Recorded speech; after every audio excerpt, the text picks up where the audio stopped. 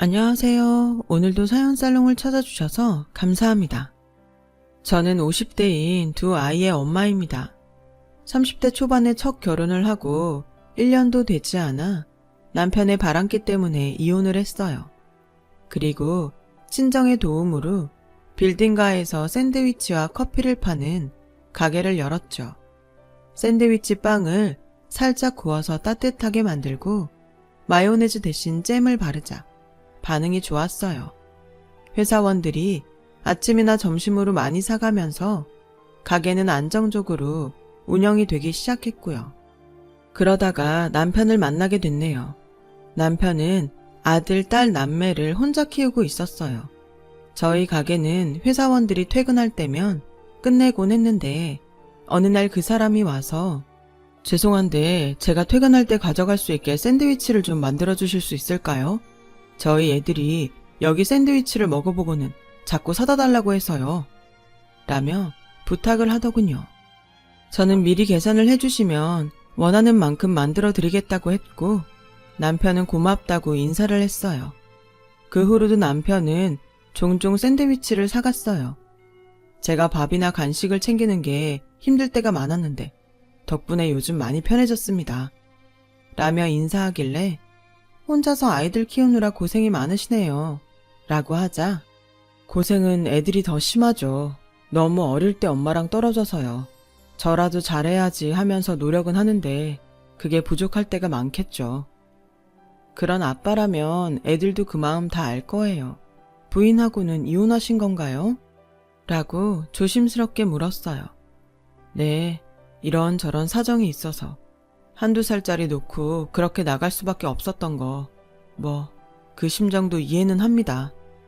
라길래 저도 모르게 이렇게 성실하고 좋으신데 왜 그랬을까요? 전 남편이 하도 바람을 피워서 이혼했거든요. 라고 제 얘기를 하고 말았죠.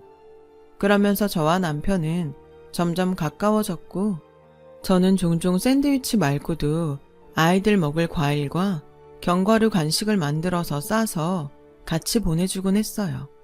그러자 아이들이 저를 찾아오기 시작했고 저와 아이들은 곧바로 친해졌습니다. 이제 초등학교 1학년, 2학년인 애들이 자꾸 아빠 회사가 있는 동네까지 오는 게 딱하고 위험하게 느껴져서 제가 애들 학교 앞으로 찾아가기 시작했죠. 그래서인지 아이들은 언젠가부터 아줌마, 우리 엄마 하면 안 돼요? 우리랑 같이 살아요. 라며 저를 조르기 시작했어요. 그 말에 남편은 저한테 굉장히 미안해했죠. 애들이 철이 없어서 그렇습니다. 엄마가 많이 그리웠나 봐요. 죄송합니다. 전 괜찮아요. 애들이 너무 착하고 예뻐요. 저는 내심 이 남자가 결혼하자고 해주면 좋겠다 싶었는데 남편은 굉장히 조심스러워했어요. 그게 남편 가족들이 극성을 넘어 사람을 괴롭히는 수준이어서라고 고백하더군요. 내가 애들 친엄마 나간 거 이해한다고 그랬잖아. 나도 견디기 힘든 사람들이야. 그러니 그 사람을 탓할 수만은 없고 당신도 상처받고 힘들어할 게 벌써 눈에 보인다고. 그럼 우리 좀 먼 데로 가서 살면 어떨까? 애들도 날 좋아하는 것도 있지만 나도 당신이랑 애들이 좋아. 이런 내 말에 남편은 용기를 냈고 얼마 후 저희는 재혼을 하게 됐네요. 조촐하게 식사를 하며 결혼식을 대신했는데 남편은 자기 집 식구들을 부르지 않고 친구들을 불러 자리를 채웠어요. 그만큼 남편도 자기 가족에 대한 상처가 컸던 거죠. 그리고 시어머니는 남편의 친모가 아니라더군요. 신우도 어머니가 데려온 딸이고요. 아버지가 돌아가시고 두 사람과 연락을 안 하는 것도 이해는 됐어요. 친어머니여도 자기 아내한테 심하게 하면 힘들 텐데 계모와 이복동생이 그러니 오죽했을까 싶었어요. 애들 친엄마가 공부 잘하고 똑똑한 사람이었는데 친정이 가난했거든. 그걸 가지고 얼마나 무시하고 매일같이 집에 쳐들어와서 사람을 괴롭혔는지 나도 나중에 알았어. 그러면서 제게 내가 당신만큼은 절대 괴롭히지 못하게 할게. 나와 함께 해줘서 고마워. 라고 약속을 했습니다. 하지만 그 약속도 무색하게 시어머니와 신우는 저희 집을 찾아낸 거죠. 처음 본 시어머니와 신우는 정말 콧대가 하늘을 찌를 것처럼 도도해 보였어요. 화려한 옷차림에 화장도 그렇고 몸에 입고 걸친 것 모두 명품이더군요. 신우는 제가 내놓은 찻잔이 싸구려라서 차를 못 마시겠다고 하고, 시어머니는 대뜸 안방에 들어가 장을 열더니 제가 가져온 이불 세트를 거실 바닥에 던지며 버리라더군요. 너는 우리 집을 뭘로 보고 이딴 걸 가져온 거냐? 시대가 안 부르고 니들끼리 사는 거라고 아무렇게나 막 했나 본데, 수용이 아버지가 살아있었으면 지금 종합병원 원장 됐을 사람이야. 우리 집안이 이런 집안인데 감히 네가 이런 걸로 때우려고 들어? 라고 했고, 신우는 냉장고 안에서 과일을 꺼내 들고, 어머, 좋은 건 지들만 먹으려고 깊숙한 데 감춰둔 거 봐. 엄마, 얘 눈속임 하는 걸 수 있으니까 거기 서랍장 다 열어봐. 라며 안방으로 쳐들어와서 화장대며 보석함을 죄다 들쑤셨어요. 그리고는 남편이 결혼 기념으로 해준 목걸이 반지 세트를 챙기길래 제가 나서서 그건 애들 아빠가 저한테 준 선물이에요. 라고 하자 신우가, 근데 넌 왜 우리한테 선물 안 해? 너 수영이 그 회사 상무인 거 알고 접근한 거지? 그래놓고 어디서 날로 들어와서 등골 빼먹고 살려고 들어? 라며 말도 안 되는 소리를 하며 난리를 쳤어요. 결국 시어머니는 네 선물 되찾고 싶으면 우리 한복하고 밍크코트 진주 목걸이, 귀걸이 이렇게 세트로 해서 가지고 찾아와. 안 그러면 국물도 없어. 저는 때마침 딸아이가 집에 왔길래 아이를 보호하려고 알겠다며 두 사람을 얼른 돌려보냈어요. 그런데 그날 다른 때보다 훨씬 늦게 온 남편이 시어머니와 신우가 가져갔던 결혼 선물들을 가지고 왔더군요. 이걸 당신이 어떻게 시댁에 갔었어? 어떻게 알고? 했더니 딸아이가 집에 온 할머니와 고모를 보고 아빠한테 전화를 했다는 거예요. 애들이 어려도 알 건 다 알아서 할머니랑 고모가 엄마 괴롭힌다고 울고불고 하더라고. 당신 그런 일 있었으면 나한테 전화를 했었어야지. 그걸 왜 꼼짝없이 당하고만 있어. 나는 당신이 그런 거 다 참다가 떠날까봐 그게 더 두려워. 미안. 나는 어쨌든 시어머니랑 신우한테 인사도 못했었으니까 차라도 대접하고 보내려고 했던 건데 정말 그럴 줄은 몰랐어. 내가 괜히 지민이 지성이 걱정시켰네. 다음부터는 내가 처신 잘할게. 라고 했고, 남편은 다음 날로 집을 내놓고 이사갈 곳을 알아봤어요. 저희 가족은 시댁에서 쳐들어오고 한 달도 안 돼서 수도권 막 개발한 곳으로 이사를 갔어요.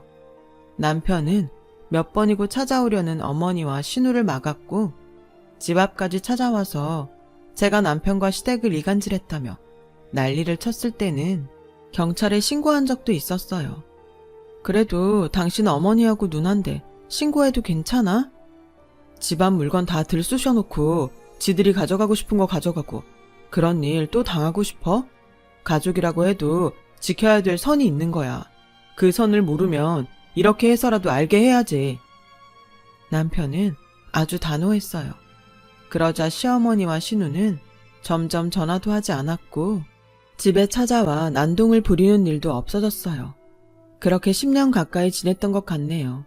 남편과 저, 그리고 아이들은 평온하게 잘 지냈어요. 그런데 남편이 조금씩 아프기 시작하더군요. 자주 피곤하다고 하고 몸무게도 쑥 빠지더니 급기야 회사에서 탈진해서 쓰러져 병원에 실려가는 일이 생겼어요. 연락을 받고 응급실로 달려간 저는 의사에게서 정밀검사를 받아야 한다는 말을 들었어요. 나쁜 병이면 어쩌나 마음을 졸이는 제게 남편은 별일 아닐 거라고 걱정 말라고 했지만 검사 결과는 위암 말기였어요. 정말 마른 하늘의 날벼락이었죠. 이제야 행복하게 사나보다 했는데 남편이 암에 걸렸으니까요.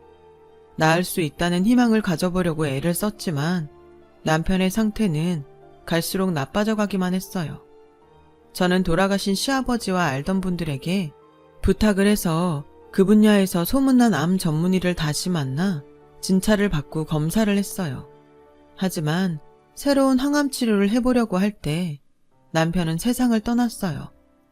남편의 영정사진을 앞에 두고 혹시라도 내 노력이 부족했던 건 아닌가 몇 번이고 지난 날들을 돌이켜봤어요.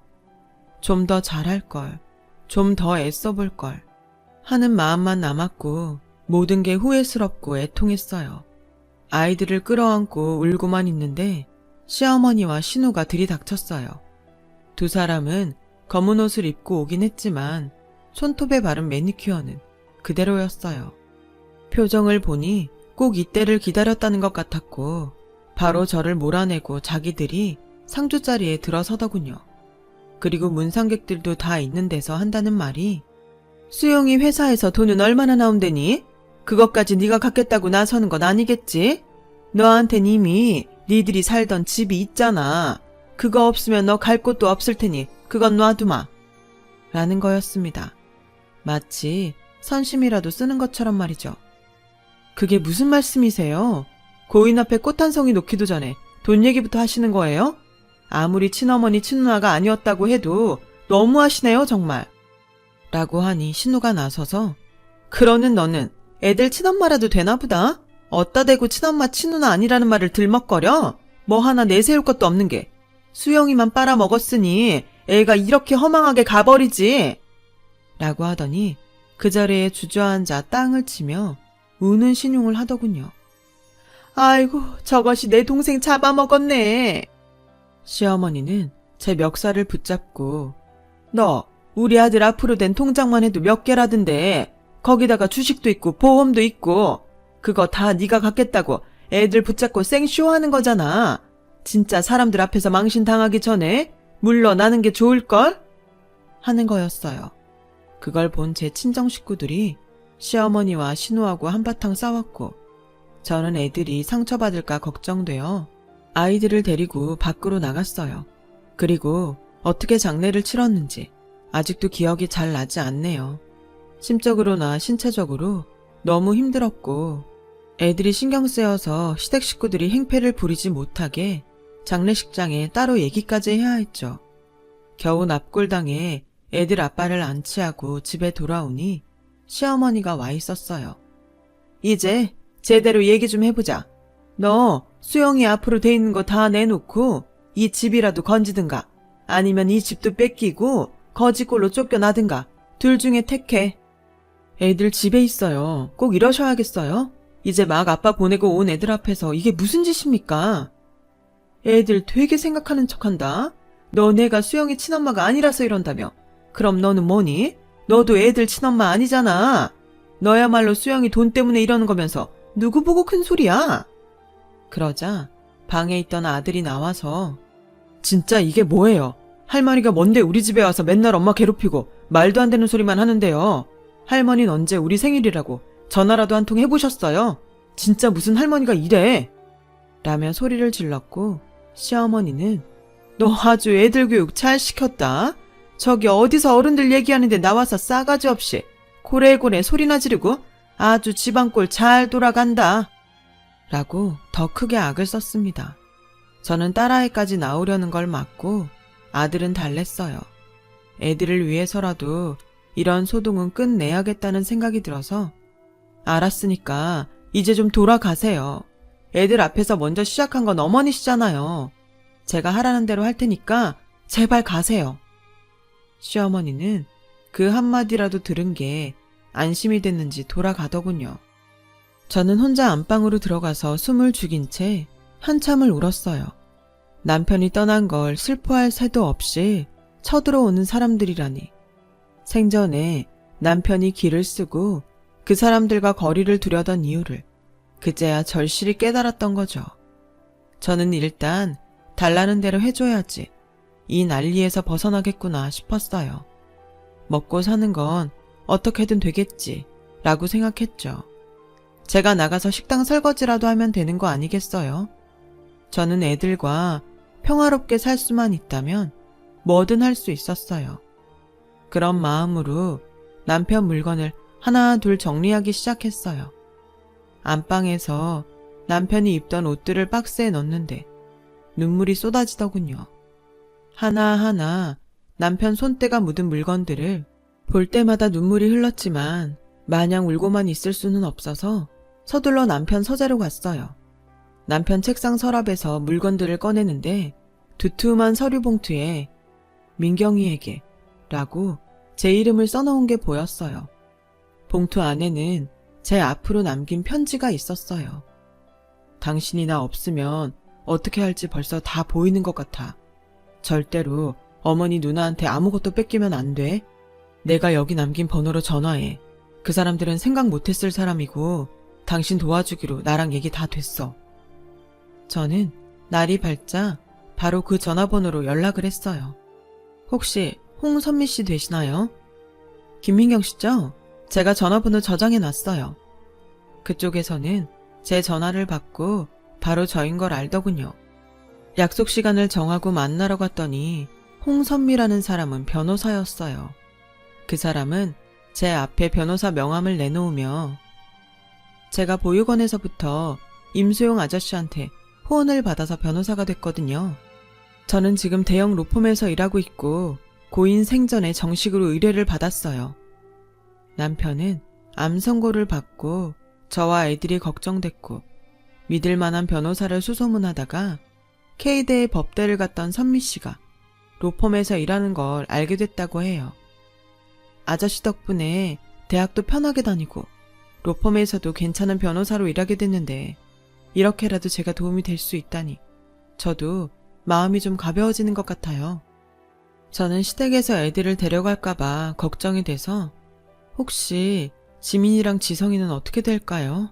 라고 하자 김민경 씨 절대 이 사람들한테 지면 안 돼요.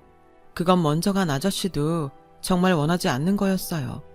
너무 괴롭히니까 지금 다 내주면 애들하고 편히 살 것 같죠? 아닙니다. 나중에 또 와서 무슨 수를 써서라도 살고 있던 집까지 뺏어갈 거예요. 그러고도 남죠. 세상이 그래요. 정신 바짝 차리셔야 돼요. 그리고 돈이 있어야 애들 마음껏 누리게 해주죠. 돈이 전부가 아니라고 하지만 애들 양육비 무시 못하는 거 아시잖아요. 이제 곧 애들 대학 갈 텐데 어떡하려고요. 애들이 아무리 벌어서 다닌다고 해도 그 돈을 다 어떻게 감당해요. 이렇게 뺏길까봐 아저씨가 저한테까지 온 거 생각해서라도 마음 단단히 먹어야 돼요. 라고 하더군요. 선미 씨는 녹음기가 내장된 펜을 제게 주면서 시어머니와 시누이를 만날 때 꼭 옷 같은 데에 꽂고 있으라고 했습니다. 저는 시키는 대로 했죠. 시어머니와 시누가 제게 하는 폭언을 그대로 다 녹음해 두었습니다. 네가 남의 아들 뺏어가서 딱 달라붙어서 빼먹은 만큼 내놔. 너 네 집에서 아무 권리도 없어. 우리가 안 간 결혼이 그게 무슨 결혼이야? 내가 마음만 먹으면 지금 여길 거실에 있는 것도 싹 쓸어갈 수 있어. 알아? 라고 억지를 썼고 한 번은 찾아와서 보험 서류를 안 내놓는다고 제 머리채를 잡기도 하고 멱살을 잡기도 했죠. 그런 서류들은 다 변호사들 대동했을 때 갖고 가기로 한 건데 왜 미리 가져가겠다고 하시는 거예요? 이게 진짜 못 살아서 배운 것도 없나? 어른들한테 꼬박꼬박 말대꾸나 하고? 라며 신우가 제 머리를 흔들더군요. 게다가 처음에는 애들을 키운다더니 시어머니 말이 달라졌어요. 애들 싸가지 없는 거 보니까 너랑 똑같더라. 우리가 데려간다고 인간 될 것 같지도 않으니까 네가 끼고 잘 살아봐. 라며 모욕적인 말도 막 하더군요. 그리고 양쪽의 변호사와 함께 만나는 날이 됐어요. 시어머니 신우는 저와 같이 있는 선미 씨를 보더니 무시하듯 비웃으면서 콧방귀를 끼더라고요. 저런 어린 여자가 무슨 변호사라고? 그러자 선미 씨는 이런 식으로 하시면 저 진행 못 시킵니다. 의뢰인 단속 좀 잘하시죠?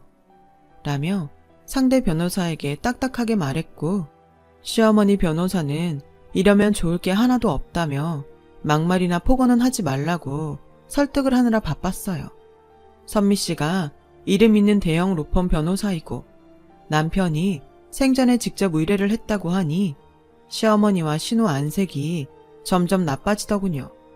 선미 씨는 서류를 내밀며 이건 임수용 씨가 생전에 제게 남긴 유언장과 제게 모든 절차를 맡긴다는 위임장입니다.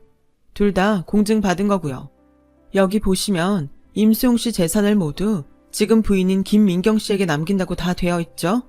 여기서 임수용 씨 계모이신 박희자 씨와 이복 누나 임영옥 씨에게 가는 건 아무것도 없습니다. 선미 씨가 또박또박 설명을 하니 그쪽 변호사는 난감한 표정을 지었어요. 그리고 시어머니한테 이건 소송해도 피곤하기만 하고 돈도 못 받을 확률이 아주 높다며 포기하도록 유도하더라고요. 하지만 그냥 물러날 두 사람이 아니었죠. 이게 다 저 여자한테 휘둘려서 그런 거예요. 이대로 다 뺏기면 우리 아들 하늘에서 원통에서 통곡할 거라고요. 라는 시어머니 앞에 제가 병원 진단서와 녹음기를 내놓았어요. 어머니하고 형님이 저 붙들고 흔들고 쳐서 생긴 멍 때문에 병원에 가서 진단서 뗀 거예요. 그리고 이건 어머님이랑 형님이 제게 어떻게 했는지 다 녹음된 거고요. 제가 녹음기를 틀자 시어머니와 신우는 입을 딱 다물었어요. 시어머니 변호사는 인상을 쓰며 두 손 두 발 다 들고 가더군요. 저는 두 사람에게 앞으로 어머님이랑 형님 저한테 오셔서 말도 안 되는 소리하고 애들한테 모욕적인 말 하면 저 다 소송 걸 거예요. 그리고 애들하고 제가 입은 정신적 피해 보상까지 다 요구할 거라고요. 라고 하자 두 사람은 더 이상 아무 말도 하지 못하고 돌아갔네요. 변호사의 두 손을 꼭 붙들고 울먹이며 정말 고마워요. 변호사님 아니었으면 저 이렇게 할 수 없었을 거예요. 이걸 다 어떻게 갚아야 할지. 무슨 소리를 하시는 거예요. 이게 다 민경 씨가 잘 버텨서 지켜낸 거죠. 정말 잘해오셨고 용기 많이 내주셨어요. 아저씨도 하늘에서 기뻐하고 계실 거예요. 라며 눈시울을 붉히더군요. 그날 저는 제 남편이 원하는 대로 재산도 지키고 아이들에게 손끝도 못 대게 했다는 생각에 너무 뿌듯했어요. 하지만 시댁 식구들은 집요하더군요. 그 뒤로도 몇 번 집으로 찾아오고 애들 학교 앞까지 가서 난리를 피운 적도 있었죠. 니들이 엄마한테 속는 거야. 그 여자가 돈 다 꿀꺽하고 너네는 언제 봤냐는 듯이 손 털고 나갈 거라니까?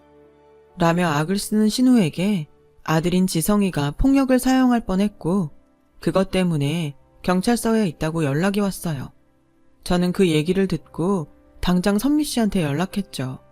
경찰서에 먼저 달려가니 지성이가 보이더라고요. 그 모습을 보니 지성이가 안쓰럽고 정말 화가 머리 끝까지 나더라고요. 저 두 사람 제가 고소할게요. 우리 애들한테 자꾸 말도 안 되는 소리 하면서 정신적으로 피해 입힌 건 저 사람들이에요. 라며 소리를 지르자 저거 형사님 저거 봤죠? 저런 이애가 뭘 배우고 자라겠어요?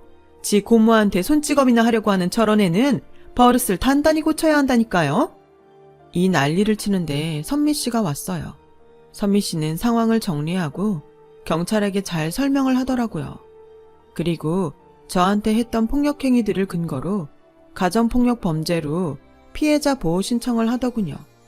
그러면 저희한테 접근할 수 없다고요. 저희는 시댁과 완전히 인연을 끊고 잘 살고 있습니다. 애들도 다 대학을 가고 지금은 졸업해서 직장인이 되었네요. 저는 손재주가 좋은 걸 살려서 전통 공예를 배우고 공방에 나가고 있고요. 애들과 가끔씩 선미 씨도 만나며 그렇게 평온하게 살고 있습니다. 이 자리에 남편이 있다면 더할 나위 없이 좋겠지만 이게 다 남편이 만들어준 든든한 인연이니 매일 감사하며 살고 있습니다. 여보, 오늘따라 당신이 많이 보고 싶다. 아이들 잘 키우고 열심히 살다 당신 보러 갈게. 제 얘기 들어주신 분들 감사드리고요. 다들 평안하시고 행복하시길 바라겠습니다. 건강하세요. 여러분, 사연 댓글에 응원과 현명한 조언 부탁드려요. 좋아요와 구독은 저에게 큰 힘이 됩니다. 오늘도 좋은 일 가득하세요.